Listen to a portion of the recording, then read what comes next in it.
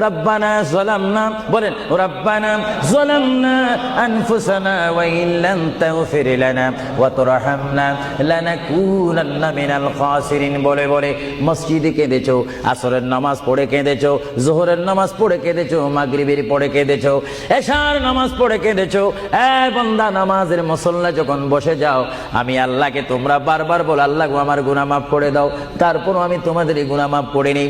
তারপরও তোমরা নিশি রাত্রে মানুষ যখন ঘুমে যায়, তোমার বিবি যখন ঘুম যায়, তোমার ছেলে যখন ঘুম যায়, তুমি নিশি রাত্রে ঠান্ডা পানি দিয়ে ওযু বানিয়ে নামাজের মুসল্লায় বসে তুমি আবার যখন ডাক দাও, রব্বুল আলামিন, পৃথিবীর কোনো মানুষ আমার গুনাহ সম্পর্কে জানে না, তুমি আমার গুনাহ সম্পর্কে জানো। আমি এমন গুনাহ করেছি আমার বিবি জানে না, বিবি গুনাহ করেছে আমি জানি না। আল্লাহ তুমি সব কিচ্ছু জানো। হে আমার প্রভু, তুমি আমাকে মাফ করে দাও। আমার আল্লাহ বলে, তারপরও যদি তোমাদেরকে আমি মাফ না করি,